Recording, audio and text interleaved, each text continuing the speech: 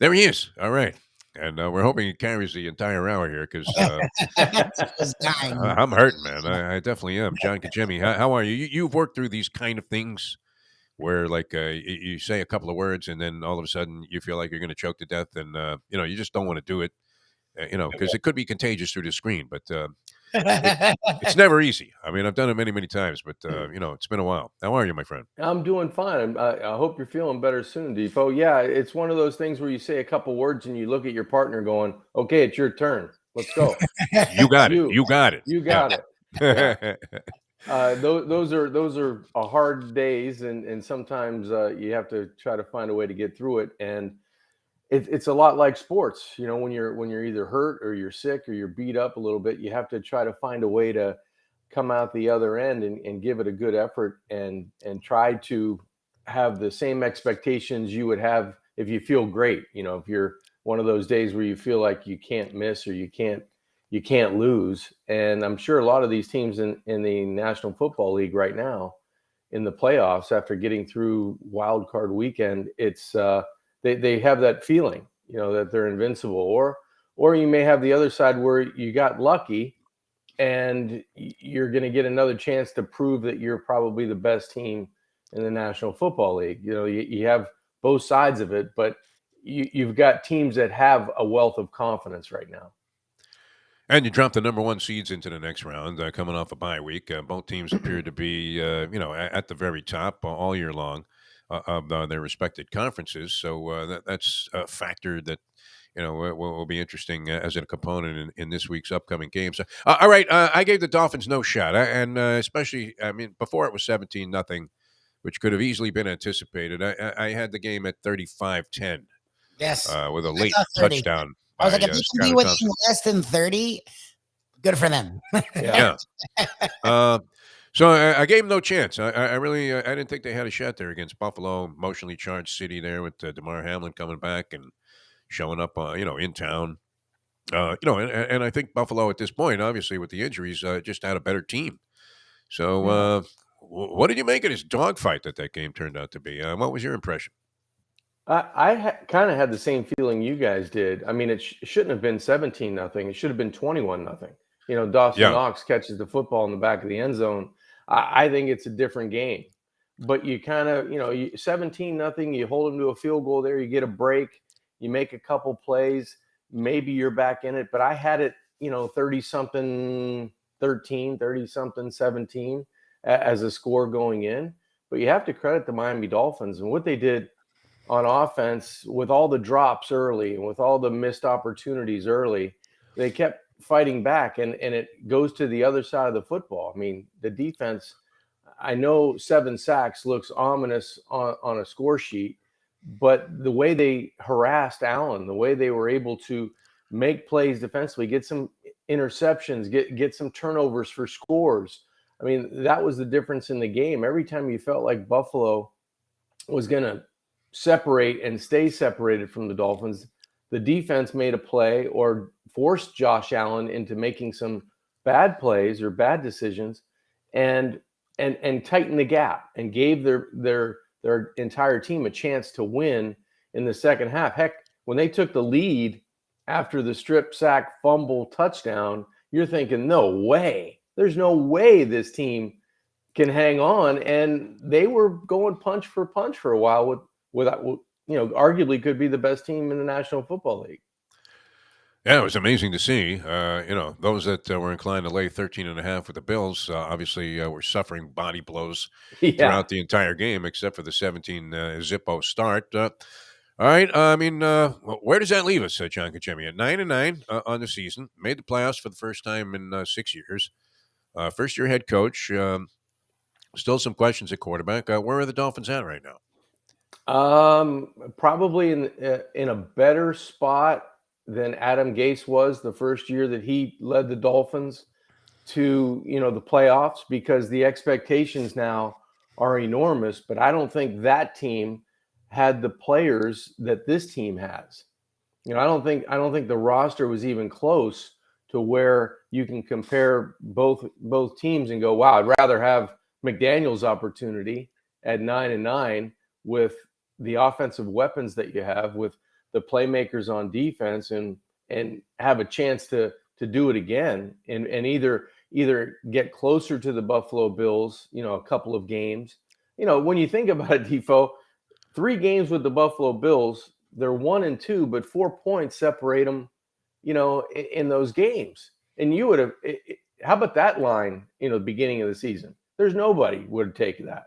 They would have said Buffalo is going to win all 3. It's going to be a score of, a score differential of 30 points probably. And, the Dolphins are clearly the, second or third best team in the division. But I think they've closed the gap.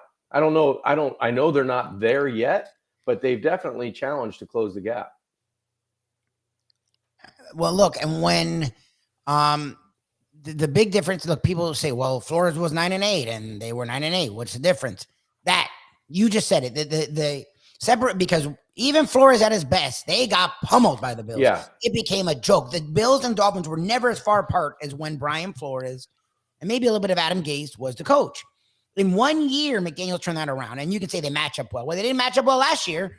So to me, that right there says what Mike McDaniel's doing with this team and how much superior they are to last year's and even years prior. The question I have is this. Look, when you look at holes on the roster, to me, there's 5 or 6 glaring holes, which in the past would have been 25. So 5 or 6 you can fix in an offseason. My question to you, and we've talked about the gentleman a lot, is Chris Grier the guy we trust to fix those holes? Because the draft and free agency are places he's failed miserably. And those are the 2. You don't have money for trades. And you don't have assets. You're going to have to use your 5 draft picks and whatever money you have after cuts to fill this roster out. And I don't know if I trust Chris Grier to do that. Well, one thing, I guess, guys, Chris Grier doesn't have to worry about the draft because the Dolphins don't really have one, right? Yeah. They've kind of, they're all in now this year, next year, what they've done with Bradley Chubb, and you get Tyreek Hill, and you get those pieces around. I like Chris Grier. I trust Chris Grier what we're trying to do because I think it's more of plug and play now. I mean, basically your roster's filled out. What you see on the roster, you have. Now, whether you can make moves, you're not going to be able to sign Gesicki again because he was on a 1-year, I don't know, $12, $13 million deal. For what they used him for, that was probably the last catch, Mike touchdown in a Dolphin uniform, right? Brandon Jones, if you can renegotiate and get his number down, great. If you can't, I don't see him being on the roster. So right there, you've got a lot of money where you had tied up into guys where you're thinking, okay, what can we do? What can we do here? We're probably not going to get a dynamic tight end because what they're asking the tight ends to do here is not what San Francisco has the luxury of, in the blended guy that can block and catch and doesn't care if he's getting the ball 10 times a game. That's just the way they roll. And I think that's the way the Dolphins tight end position is going to go when you have guys like Waddle and Hill on the outside. And I think running back's been a lot better. You had Mostert and Wilson come in as a 1-2 punch. I guess the questions I will have, all right, is Tua your guy? And if Tua is your guy, then, you got to find, is Skyler the backup? Because I don't think Teddy's going to be there. And that's going to free up another $5 or $6 million on the roster. Yeah. That was a 1-year deal. So it's not like Chris Grier can't make moves in free agency when a lot of these things are going to be June 1, or after to save the Dolphins money. But I do think there are opportunities for him. Question on the offensive line. What do you do with Austin Jackson? What do you do with Eichenberg? The guys that filled in, they filled in admirably. But if you're going into a season and you're all in, are those your guys? Those are the things I believe that Chris Grier has to answer. And where do you upgrade on defense at the linebacker spot? Defensive line, defensive ends, rush guys, great. Half the secondary, really good. If you get Jones back in the middle along with Holland, I think that's a great safety combination. You got X still out there. He's getting a little bit up there, but still is going to give you what you need on the side, and you're paying him so much money, he's got to play. So I think the questions are, the big one is Tua. Are you satisfied with his progression? Is that your guy? And if it is, then you've got to help him out front again. And that's been a question for the last 20 years, I think. Little kid comes up to you on the street, recognizes you from your many television appearances in association with the Dolphins and Dolphin coverage, and says, "Hey, John, would we be better off having Derek Carr or Lamar Jackson at quarterback next year?" Do you brush your kid off? I mean, what's Or what's your Tua. response? Where do you weigh in on any of that? Well, if you have Lamar Jackson, great quarterback, you're going to change your offense again. I don't know. I don't know if you're going to stay with a lot of the things that you're doing. I mean, you probably have to trim some of the things off. Maybe he can. Maybe he can fit in nicely. That's for McDaniel to kind of evaluate if you're going down that road. Now, Derek Carr, he's he's a gunslinger, and I don't know if I thought the dynamic was going to be the perfect scenario for the Raiders this year. You go out and you get a stud wide receiver, you pair him up with a quarterback that's been playing at a high level. They just had the house of cards fall around them, this year, and you're going to have seasons like that. And when you do, people move, and Derek Carr, is being shown the door. So are those two options better than what you have here with Tua? I don't know. It all depends on what you're deciding to run and how you're going to look offensively, right? Is Tom Brady an option still at 40, whatever, 5, 6, 7? I would sure hope I not. don't know. Yeah. I mean, he If that played kid says poorly Tom last Brady, I night. smack him. Yeah. Well, you look at what's happening in the National Football League. I think you can mask it during the regular season, but when the playoffs start and the speed of the game, especially up front, gets that much faster, you have to have a guy that can either move or escape and be able to extend plays. And not that Tom can't beat you with his quick release and with being able to read the defense, get the ball out quickly. Hey, Tampa Bay's got some studs on the outside. They couldn't get they looked horrendous last night. Yeah, pretty much So inept and very one-dimensional. I mean, all they could do, they got behind They can't run hopelessly. the ball. What about this kicker? I mean, should there be an investigation with the FanDuel people? How do you do that? I mean, I you had the over under 3 misses. Did you guys have that? I was saying earlier, if there had been in-game betting, I could have almost guaranteed I would have bet my house on him shanking the ball off to the left after he blew those two to the right. Oh You knew he yeah. was going to overcompensate, but I never expected him to miss the fourth one because you're Yeah. thinking, okay, you have the luxury of being up Gotta make 24-0. Yeah, but Defo, don't you think if you're the kicker and you hit the very top of the upright, you got to be thinking like somebody's got the Maloik on me, right? Somebody's Something got the happened there, yeah. horns on me. I And this don't know guy's a what I good kicker did. too. All right, I mean, he's known. Yeah. He erased the memory of Scott Norwood. I mean, forever in the minds of playoff viewers, guys that just tune in for the playoffs, because that was horrendous. I mean, and it would have been interesting. I mean, Tampa Bay was totally out of that game, but had they had to rely on a late Maher field goal of say Well, 48 yards. Can you how about if imagine? Tampa goes down and gets the 2-point conversion now? Now they're only 2 scores and 2-point conversions away. Yeah, Maybe the momentum changes in the game. You're thinking, well, they still have to score 3 times now to yeah, even, he left them in there. challenge Yeah. us. Yeah. My God, yeah, that was ugly. Surprised Jerry Jones didn't fire him on the spot. And that marked 5 in a row that he had missed. He missed his last extra point attempt in the previous Dallas Cowboys game. All right, we'll get into a little bit of analysis and viewpoints on the games that are on tap here, as you have still a 4 spot coming up this weekend in the NFL with John Congemi. It's Pigskin Playbook with John Congemi here on the Defo Show, brought to you by Jimmy Johnson's Big Chill. And I'll let you take it away, John. I mean, extolling the virtues of Jimmy Johnson's Big Chill is certainly a very easy and full plate to be able to work from.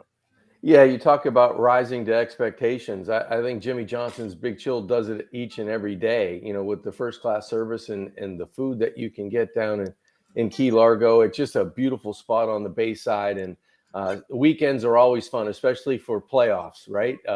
Yeah, games going crazy in the sports bar. You can order whatever you want inside. You have the fine dining restaurant, about 15 yards to the left, 20 yards to the left in the middle of the property. And then you can saunter out to the tiki bar and kind of watch the games out there with the screens up above the the bar there, and just kind of relax and kick back. So great atmosphere, great destination. Either going to the Keys and you want to stop off in Key West and have something light to eat or drink at the Tiki Bar. Coming back, if you're all the way down in Key West, a great spot to just pop off and really just put your feet up and relax and chill until you get back to either Miami, Fort Lauderdale, West Palm, wherever you're living. Jimmy Johnson's Big Chill, just an awesome scenery and an awesome experience from start to finish. I could use that vitamin D just seeping in. Yeah. My head in the sun at this point. Yeah, my head's starting to feel like a pumpkin here. My nose is probably more compressed than Vito Antuofermo, one of my favorite fighters, who like his nose was just splattered across his cheekbones if you met him later on in life. All right, more with John Congemi. The Pigskin Playbook continues here. And, the English patient version of the Defo Show with Mike Lubitz continues in a moment. Now that. The time. I feel like I just went 12 with Joe Frazier here. It's 8:19. Ponies in Style at Champions, the outstanding simulcasting room at beautiful Hialeah Park. Yes, the grand old lady of thoroughbred racing has never been more vibrant, and you can wager on the races from the top tracks around the country while enjoying a cocktail at the Brass Rail Bar or any of the fine food served throughout the facility. If poker is your game, you're covered in Style, and you can play all your favorite Vegas-style games, including blackjack, craps, and roulette, in Hialeah Park's sizzling hot casino. Get a player's card when you walk through the door for all kinds of generous amenities, including our favorite, free play, when you come out to the ultimate casino and entertainment destination, Hialeah Park. Hey folks, Tony Segreto here. Since day one, Catholic Health Services has been part of Old School. And since we've started letting people know about them, it's changed their lives. You see, Catholic Health Services, while being recognized as one of the top places for stroke rehab in the country, it's also about a group of people who not just excel in what they do, from the doctors to the nurses to the therapist, on and on and on. It's how they do what they do every single day that separates them from the pack. They do it with a passion, unmatched, and the inclusion of family in every step of the process. Trust me when I tell you this. If you want the best, unmatched rehab with a special group of skilled, caring people, there is truly only one place, and that one place is Catholic Health Services. These days, we're all looking for comfort anywhere we can find it. Thank goodness for Landlubbers Raw Bar and Grill in the Plantation location, because they are making sure you are as comfortable as possible. First of all, they're not only open for delivery and pickup. All you have to do is go to landlubbersbarandgrill.com for both pickup and free delivery. Their hours have changed a little bit. Monday through Thursday from 3:30 to 10, and Friday, Saturday, and Sunday from 11:30 to 10. You're going to have the best wings in the world. You're going to have a great burger. You're going to have their amazing soups. Again, Landlubbers, Raw Bar and Grill. It's nice and easy. Just go to landlubbersbarandgrill.com for both your pickup and free delivery. Thank goodness for Landlubbers for making you always feel right at home. Jimmy Johnson joins us here on the program, along with John Congemi, and it's Dateline Dolphins, of course, Leslie Visser, the lovely and talented one. Did you trademark that expression, by the way? How about them Cowboys? I should have. Oh, I'm not a businessman, as Larry Calvano will know. Jerry Jones is a businessman. Now, Jerry Jones is the smartest businessman that I've ever been around. He knows how to make money, and he works at it night and day. He trademarked my "How about them Cowboys?" He trademarked it. Of course. I don't get a penny off those shirts. Not one penny. The best way to kick off your day is with Defo plus Luby. We now return to the Defo Show. I usually look forward to any Cowboys defeat, and of course the shots of Jerry Jones agonizing in the the owner's box there, and hoping that maybe he just decides to jump out the window there. Although don't wish any personal harm on the guy, but I just love it when he's losing his ass. So last night, though, he and Michael Irvin, that was unbelievable. They were euphoric the entire ballgame, as became clear right from the outset that, after the first couple of series produced nothing, that game was going the Dallas Cowboys' way. All right, let's look at who's left. Here's John Congemi with us here on a little Pigskin Playbook. And I guess, we can also incorporate a little review into some of the other games from last week. The Chargers in Jacksonville. Jacksonville, a lot of people like Jacksonville in that ball game. They ended up winning the game. It seemed impossible. And they were down, 27-0? Nothing. Yeah, just 27. hopelessly out of it, and they come back from the grave and end up winning a ball game outright.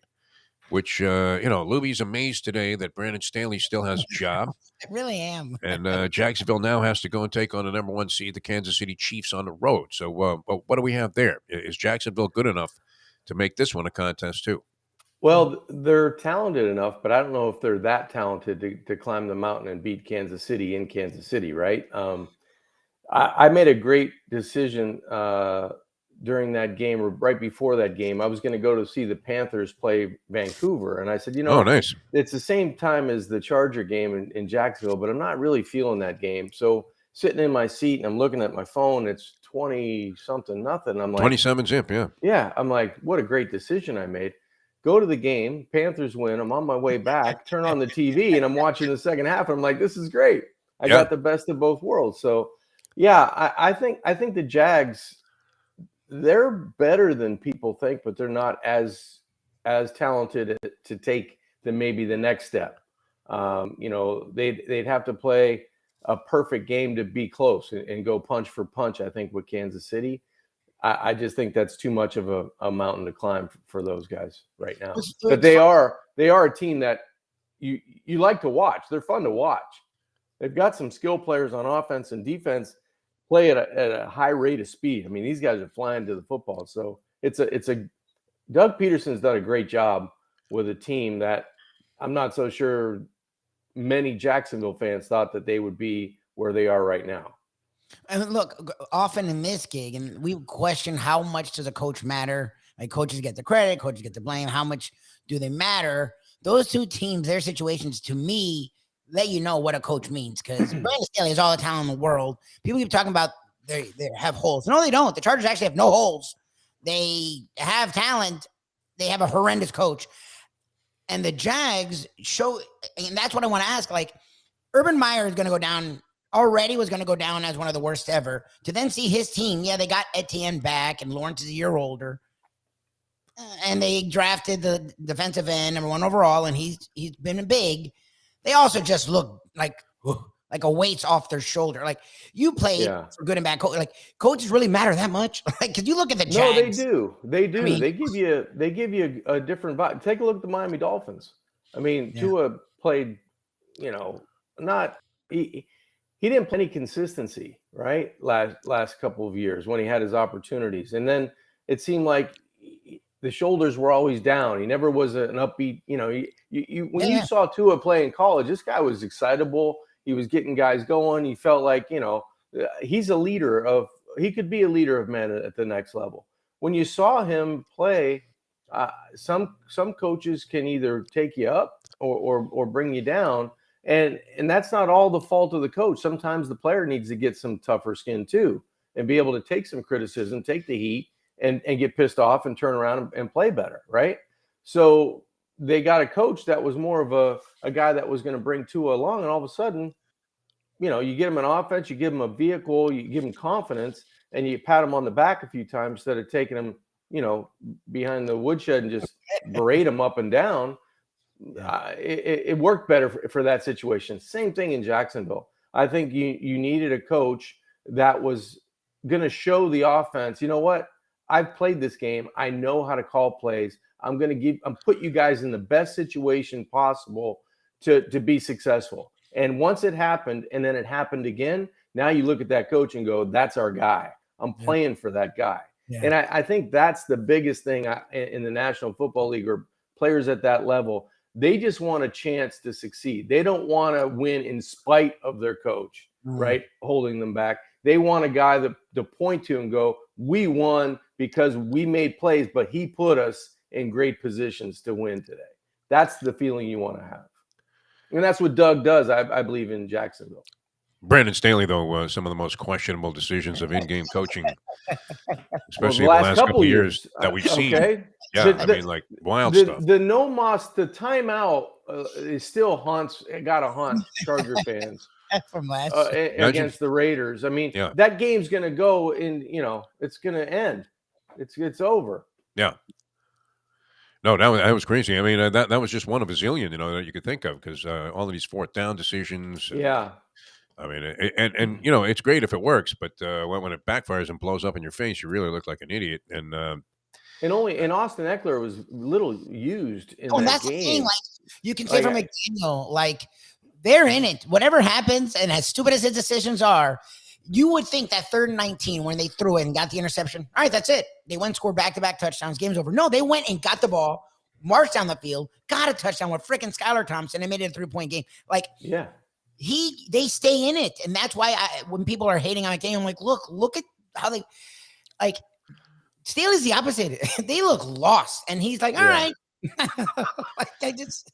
McDaniel's right. always the epitome of cool, though. He's always looking at that chart, man. I don't know. Is there something else on there? Well, we know with Andy Reid, it's a Chinese restaurant menu. But, he's the entire time just glued into that thing. He's just, you know what? He's kind of plotting his way down the field, and he's looking at things that he believes he can see the next series, right? He's onto his plays, but he's looking at things that we didn't get to this, we didn't get to that. And I think this will work. You know, this guy, for all of the shortcomings the Dolphins have had in terms of players and coaches and talent and not talent and bad breaks and good breaks, I think coaching at the end of the day, it's breeding confidence to your organization. And on game day, can you show your team that you will do what you've preached all week, right? Hey, we're gonna go for it. We're gonna let it rip today, right? I think that was the motto going to Buffalo for the Fins.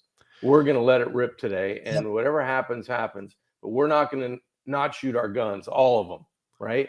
And they showed that. I think the Dolphins had a 3rd and 19 or 3rd and 17. Tyreek Hill goes for 20. I mean, you don't do that against the Bills with any consistency, right? You don't get down 17 points and rear all the way back and have the lead in the beginning of the 3rd quarter, 24-20. That just doesn't happen. This team is closer than people think. And I just feel like a lot of it has to do with the head coach putting guys in position to make plays, the right players in position to make plays. And I think teams get confidence from that. They rally around that. Oh, you could see it was, somewhat of a perceivable difference in the approach, as Luby was talking about, even looking at two in ball games. All right, Cincinnati and Buffalo. What do you make of this rematch of the abbreviated game? Yeah, I think we're going to get the best from both teams. I think this is going to be a really good game. And I don't know if that means 38-34 because they have to play defense too, and they've got some pretty good defenses. But I do think you're gonna see some really high quality football, and depends on the weather too. I didn't check weather, for Sunday, but I know it's going to be probably at best in the 30s, the low 30s, right? The Dolphins had no wind, which was really a blessing. There might be another, nasty day that you have to run the football and you have to win the line of scrimmage. So with two, outstanding quarterbacks, they may be muted a little bit in terms of what they can do. But I still think Buffalo, at home has a slight edge. I think they do have a slight edge on Cincinnati. Yeah, I mean, in that first game, I could see the Jags maybe covering 9 because the Chiefs don't cover point spreads very well. But I can't see them winning the game. Cincinnati and Buffalo, I mean, Cincinnati had a really poor ball game. If you think Buffalo was sloppy, I mean, Cincinnati was equally so. Yeah. I don't think Baltimore really offered much in the way of offensive firepower in that game with Huntley and a quarterback. And then, they had, just many, opportunities to score points and couldn't put it together. And then that fatal play, I mean, if that doesn't happen, Baltimore's in the lead there, and Cincinnati never scored again. I mean, when they had a chance to ice the ball game, all of their possessions were completely shut down. I don't know who was doing the game. I can't remember, but it was exactly right. You don't jump over the pile when the play calls quarterback sneak and got guys behind you that are going to push you. The only time you do that, like when Lawrence did it in the Jacksonville game, I think it was more of a spread formation. He's getting it and just sticking it over. And he barely made it. He's also the line, right? He's like 5'11". Right. So it's not like you're going to leapfrog everybody. The linebackers probably weren't as tight to the line of scrimmage in the Jacksonville scenario as well.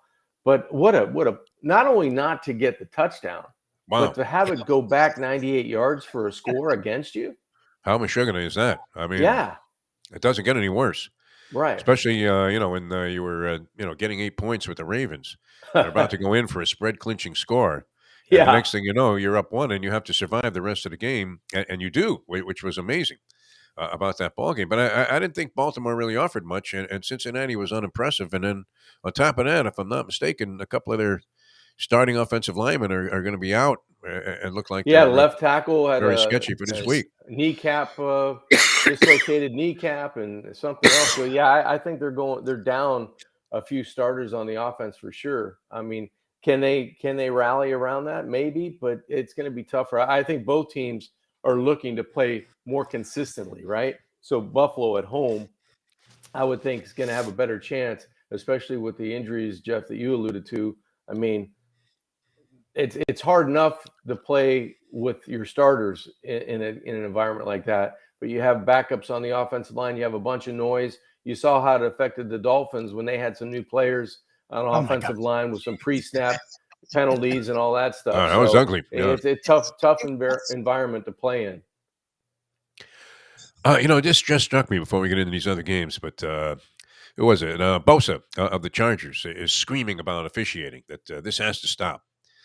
I do, I have a visualization of the play that he's talking about. It's just absolutely horrendous what happens to this guy, and not only is there a false start on the part of Jacksonville lineman, but then he's held atrociously right in front of the official, no call, and they end up winning the game.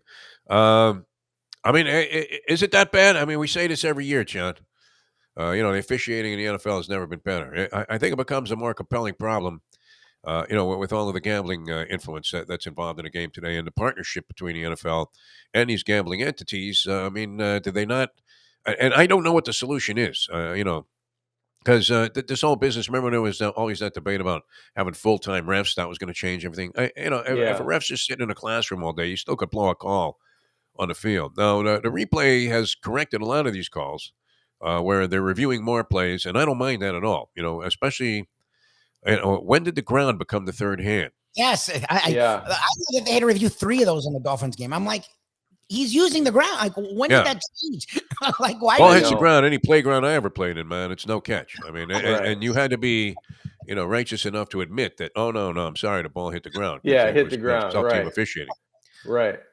I But don't know. when did that become a catch? It's like the the Euro step in basketball, where like when did a 9-step trip to the basket become legal? Well, it's like the officiating problem is almost like life. We have so many new things at our disposal to make it easier on you as a person, right? But sometimes it gets convoluted because you have so many decisions to make. In the life of football, we've got 70,000 cameras now and different angles Yeah. that we're watching. So when the old days, when you had 5 cameras on a game or 7 cameras or 10 cameras, you only had certain angles that you could go back and replay and watch. Now you've got 2 different angles, 3 different angles on the defensive rush end in the tackle box, right? Or different offensive linemen that you actually see all the holding. So I don't think the game's being played or officiated that much differently. I just think that you're seeing everything now. And you could call a penalty just about on every Oh, no play. doubt. I mean, Added to the fact that I think the most improvement in speed and strength and elusiveness has been at defensive end or linebacker or defensive tackle, and guys moving with that rate of speed against the offensive linemen that have improved to a point, but still the upper hand is with the guys on the defensive side. So you're getting a lot of grabbing, you're getting a lot of clinching, and you have more eyeballs on it. So naturally you're going, well, that's a penalty. Well, this is a penalty. That could have been a penalty. But normally you wouldn't see all that. I just think in the playoffs and the way everything's covered now, you have so many different camera angles. You're going, how can that guy not see that? Well, they're going at such a high rate of speed. Yeah. Unless you're doing it up in a booth where you can magnify and slow it down and go, that was holding. Hey, let's call down. That was holding. Then the game's going to take as long as the Bills game took for the first half, right? Yeah. That felt like it was a day for that Oh, thing to play out. that was, I mean, it was interesting because the Dolphins managed to come back late in the Right. second quarter in that ball game. You hate to see the ticky-tack stuff. I mean, officials need to use some discretion. Every now and then you'll see a guy just barely brush the guy and they call a hold and it wipes out a scoring play. And then you'll see some blatant thing when a guy's in a rear naked choke and The chokehold, no yeah. call is being made. I guess that's always going to be a permanent complaint. I do think they have so-called cleaned up some of it. With the number of replays that are used, and as you said, the number of replay angles that we get to see. All right, we'll come back in just a moment. Jimmy Johnson's Big Chill. We talked about how great it is. John, have you been down there recently, or are you planning a trip? I haven't been down recently, just a couple months ago, but it's the time of year where the weather is just perfect, right? So once we get over what we're feeling like, and the sun comes out again, right? And it looks like it's going to be a beautiful day today.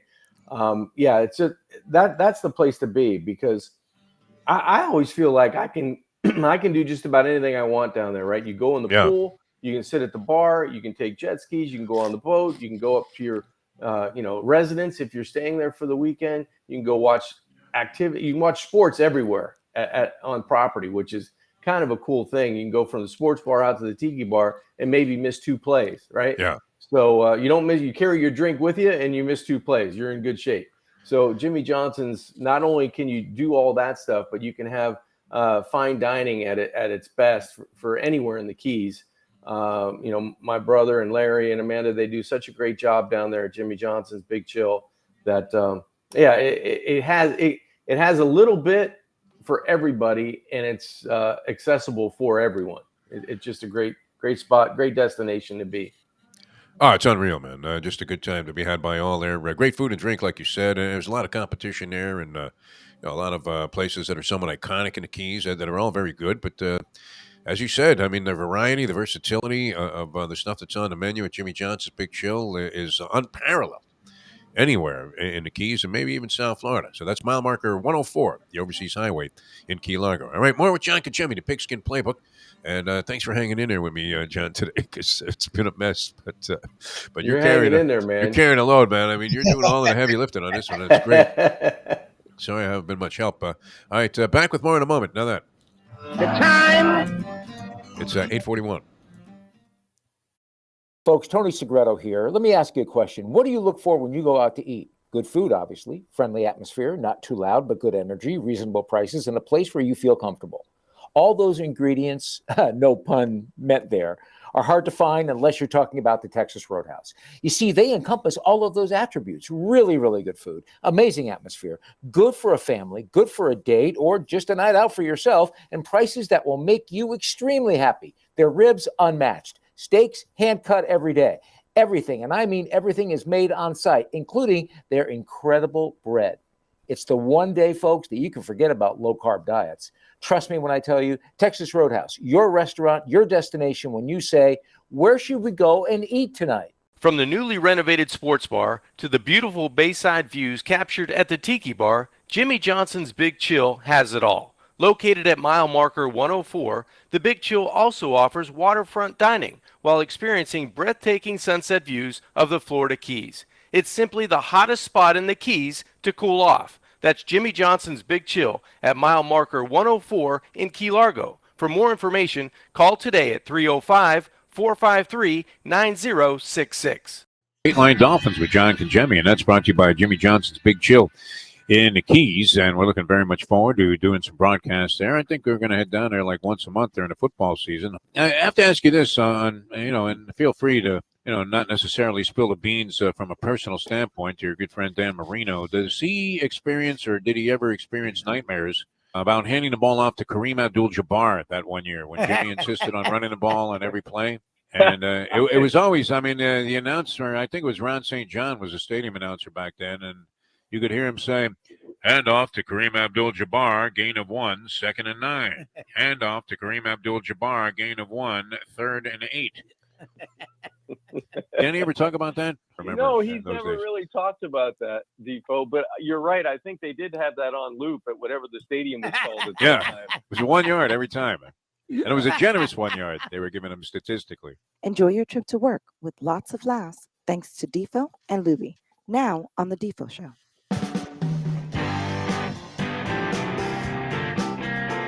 Welcome back to the show, the Defo Show here, and appreciate you guys tuning in, sticking with us through a little bit of thick and thin here.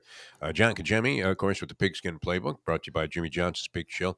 Have you talked to Danny recently? I mean, he's been very much of a Yeah, they're showing him a lot. visible presence there, and actually looked like he was going to come into that last game against the Jets when he was on the sideline. Looked like he was going to rip the blue jacket off and just fire a couple down to. He had Nat beside him. He should have threw Nat in there too.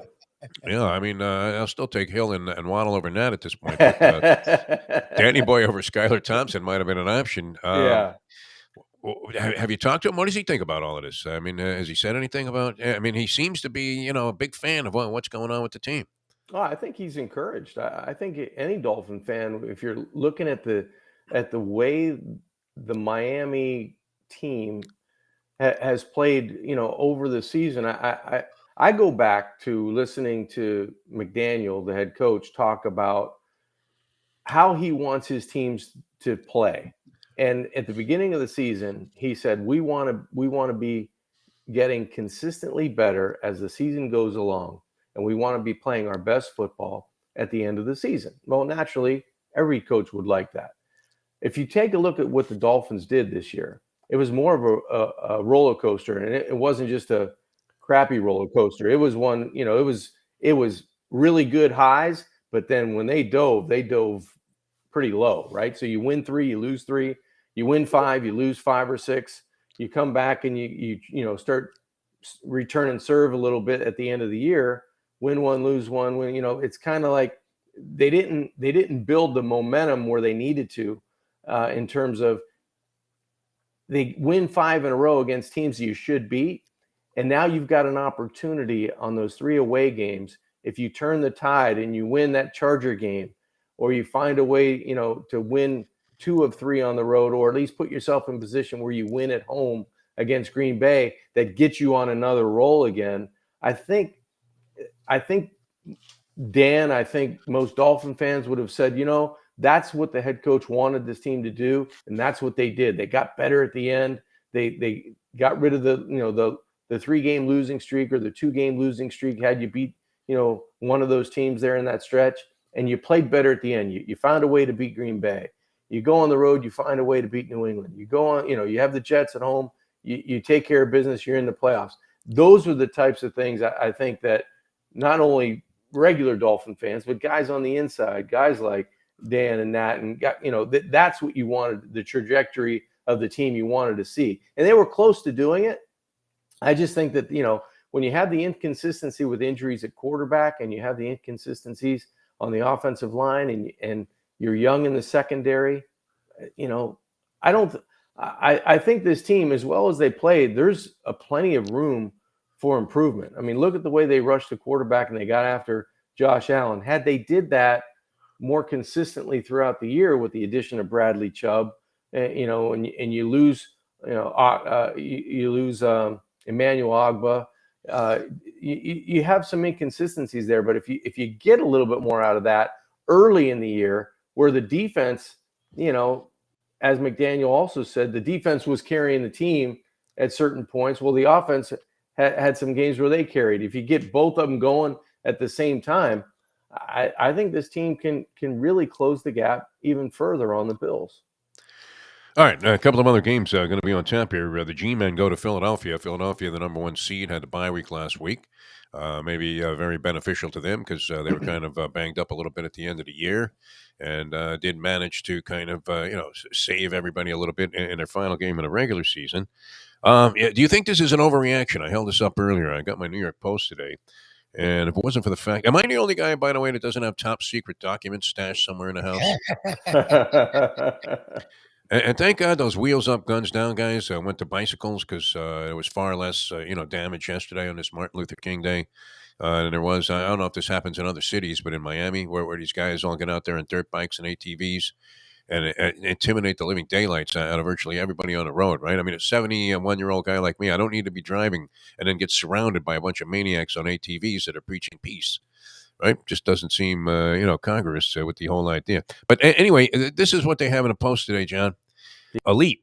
And there's a picture of Daniel Jones, who Luby thinks is a stiff.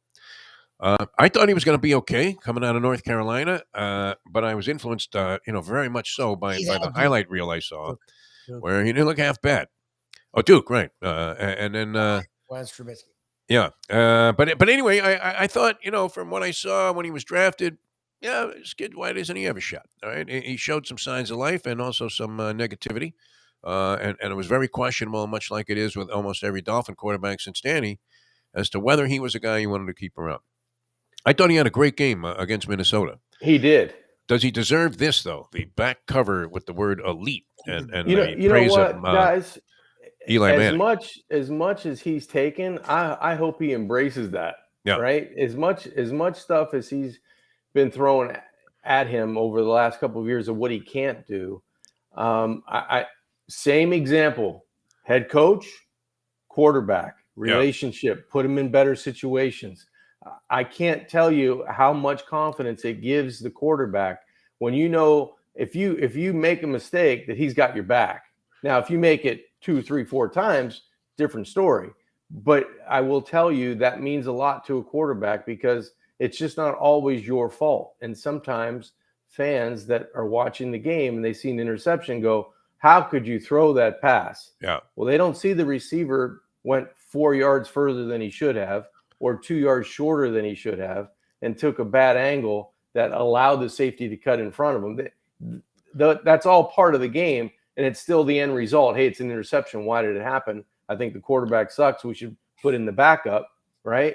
But Daniel Jones has been the culprit in a lot of those things. Now, some self-imposed, where he's running for touchdowns and he fumbles the football, and you can pick plays on anybody like that. But I do think if he plays the way he did against the Vikings, he should get some reward because I actually liked him coming out of college because he's everything that you want in a quarterback in terms of size, strength, mobility. Little prototype. But going to a really, marginal team in a bad offensive line, now you got a guy where you've got a really good play caller and a guy that wants to get the best out of him, put him in good situations, and he doesn't turn it over as much. It's a pretty good combination for the division they're playing in. Now, same thing with Cincinnati going into Buffalo. I don't know if the Giants have enough going into Philly with that team rested. And if Hurts is feeling pretty good, if that shoulder isn't bothering him, that's a tough team to hold down for 4 quarters. They look good, both sides. We asked a question on the Friday show before this long and very entertaining wild card weekend of football. The Super Wild Card weekend couldn't have been any more of a smash hit. And I am aware, I guess, that the halftime show is going to be spectacular for the Super Bowl. They're teasing that more than they do the Masters on CBS, which is still which is 8 hard to months do. away. That's hard to do. Yeah. My God, hello, friends. But anyway, yeah, I mean, it was nice to see this guy. I thought he was razor sharp in this game. As you said, Dayball shows a lot of faith in a guy, and similar thought pattern as we have with McDaniel and Tua, and even Skylar Thompson or whatever in this role. Having sort of the feeling that, hey, we believe in you, we have faith in you. So even if you go out there and screw up, Peterson and Trevor Lawrence, we're still going to come back, and you're going to be the reason that we either win or lose this game in the end. But I'm giving you every chance to go out there and feel like you can win it. I wasn't a big believer in the Giants. I hadn't seen enough Giants football to really have a solid opinion on what they were going to do. What we did ask on the Friday show, at what point would everybody be screaming "fucking Vikings"? Because I thought, laying 3 points. Everybody circled the Vikings like that's the team you want to play in the first round. Oh, yeah, on okay. the NFC side, right? Yeah, maybe. Yeah. I mean, it was surprising to me. I thought, sometimes you'll see like a close decision in boxing. It's like 115, 113, but and this was a 1 touchdown differential, 7-point differential. But I thought the Giants really outplayed Minnesota in this ball game, especially they got down right. They get down. Was it 7 or 10-0, something like that, right at the beginning? Something like that. 7-0, and then they got the next couple of touchdowns. But a good performance and a good season. I mean, you would have to say Dayball distinguished himself as a very competent and up and coming head coach. How bad was Gettleman as a general manager? You have to ask yourself to have Well, them Joe buried Sheen like they came were. in and just Wow. turned that thing right around, right? Wow. He was at the Dolphins for 5 or 6 years, gets an opportunity to go to Buffalo under Brandon Bean, and then all of a sudden he gets his opportunity to run the whole thing in New York. And first year out, they're in the second round. Yeah, and you see, how organizations, it seems like a lot of people that came through this whole Buffalo organization, say circa back a few years ago, have had a lot of success now in both the front office and on the coaching sidelines. All right, I thought the Cowboys, they impressed me last night. They were kind of sloughing off there at the end of the year. I didn't know if they even I would have taken the points with Tampa Bay last night, even though Tampa Bay is one of the most boring offensive teams in the league. Tom Brady notwithstanding. I mean, they didn't do anything this year on offense. They got Evans and Godwin, and it seems like it saved Leonard Fournette for this game. He's a power runner. They have the other guy. What is it, White? That Yeah. can run the football and is a little versatile. Seems like they have enough around Tom Brady to make it work. They look like shit, John. I mean, the entire ball game. And outside of the comedy of the kicker, I thought the Cowboys were pretty impressive last night. So does that make us rethink our position there? And can they be a threat to the 49ers on the road? I don't know. I was thinking about that last night after the first 3 plays the Cowboys ran. I Yeah, go, oh my ugly. gosh, Tampa Bay is they're gonna go right down and score. Then I Yeah. watched Tampa run the first 3 Wow. plays, and I was Equally like, ugly. wow, Yeah. this is gonna be a really bad game. If that's what they did all week, and those were the way they came out, The big scripted it's plays. Yeah, I mean, right. So can they challenge San Francisco at San Francisco? They can, but they would have to play. They would have to play a duplicate. I mean, that carbon copy game that they just played after the first series of the game, yeah. right? Because San Francisco couldn't have played Brock Purdy for as good as he's been. What is he now, 7-0 or 8-0 or something like that? Yeah, For as unbeaten. good as he's been throughout that stretch, the beginning of the game had some people going, okay, maybe this is the end of the road. Maybe Yep. it's You always not wonder going to be about his that. day today. And he found a way, to his credit, to come back in the second half. And man, that team looked like a different football team, much Yes. like the Cowboys did after their first, after the rough start. Two at Tampa possessions in Bay. the toilet. Yeah, in a row. Right. So can they do it? Yeah, but I don't see Dallas playing 2 perfect games offensively like that. I Yeah. think you'll have glimpses of that, but against the San Francisco defense that doesn't give you a whole lot, I think it's going to be an uphill battle for the Cowboys. Having been a fat guy most of my life who couldn't dance, I always appreciate it when the guys that are a little bit obese attempt to do it. And was that not the contract extension guarantee dance that McCarthy was doing after the game? I don't know if you saw that clip of him in the locker room, but how do I you did fire him after not. that? I can't get the image of the crest that he had on his sweater on the sidelines out of my brain. Just put the star on there, right? I mean, I mean, it was very impressive. I thought what the Cowboys did last night. They were also, lightning quick on defense by comparison to whatever the Tampa Bay offense was offering. And we do know that Tampa Bay has some talent. I mean, great acquisition by the 49ers too. I mean, McCaffrey. I don't think that's been talked about enough. I mean, with Debo Samuel and McCaffrey, these are Ayuk, two they've got variations talent. of Hill and Waddle that are different, though. I mean, because they both run the ball too. Yep. Yeah, they're a tough offense. They're a tough offense because they can run it traditionally, or they can beat you with fly motion and sweeps and kind of get it on the perimeter really quickly.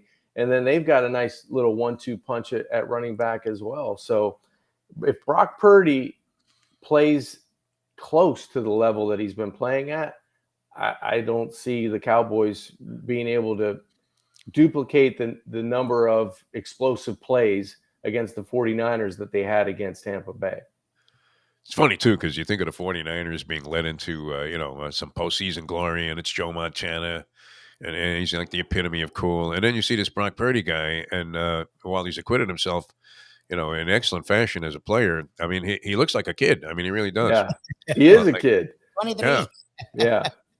You're thinking, wait a minute, man, this guy's quarterbacking the 49ers to a commanding position in the postseason, where in all likelihood, at least according to the odds and the situation, they'd be going against Philadelphia for the NFC Championship, right, to go to the Super Bowl. Right.